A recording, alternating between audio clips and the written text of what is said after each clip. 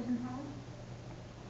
How are you doing today, Caitlin? I'm doing very well. How are you? I'm doing very well. I just got a couple questions for you. First of all, you brought up a definition of hazardous waste. Now, where was that from?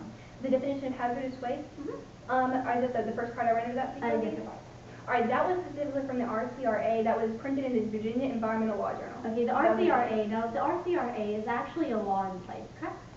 Yes, and as this okay. And if I could continue, the RCRA is a law in place, and it personally exempts most e-waste materials, correct? What it says is that they're the ones in charge of actually defining what hazardous waste is, and yes, their definition exempts, as it says, quote, the vast majority of e-waste. Okay, thank you. Can I see that piece of evidence? Absolutely. Okay, thank you. Now, you also mentioned in the actual, the last part of the evidence that it doesn't govern actions of households in certain small businesses. Now, who is shipping e-waste to other countries? What happens is mostly it's recyclers. A lot of times they're small business recyclers who they say you can drop off your export or your e-waste here. We drop it off there, and we can bring up evidence for you that 80% of those recyclers turn right around, do not legitimately recycle it domestically, and turn right around and export it to developing countries. Okay, thank you.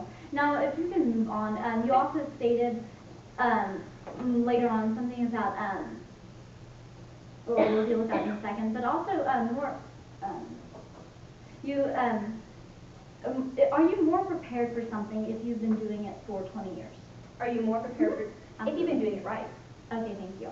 Now, you also mentioned later on about an industry opportunity. Now, did you present any evidence in your speech that industries are actually looking to go into the market? Well, as we saw in Harm 4 in the 1AC, we do actually lose an opportunity that was never addressed. Okay, thank you. Now, did you bring up any evidence that it's cost effective or that companies will actually want to do it?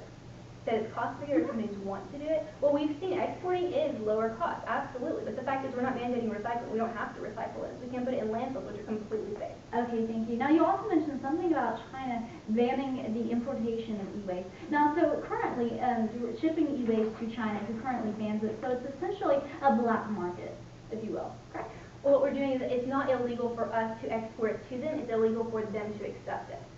But the fact is they're having a very, very hard time enforcing that. It's enforcement that's the problem. Okay, in other words, it's illegal for us to ship it to China because China bans it, correct? No, it's actually illegal for us to ship it to China. It is illegal for the Chinese people to accept it, but the fact is they're having a really hard time stopping all of our imports. Okay, thank you very much. Now, you also mentioned e-waste can be put in landfills. Now, did you bring up any evidence that the landfills actually are allowed to accept e-waste? Are allowed to accept e-waste? Yes, in many cases they are. There are some states that have. Did you bring up any evidence on how many of the landfills that are actually accepting e-waste, or the percent of landfills?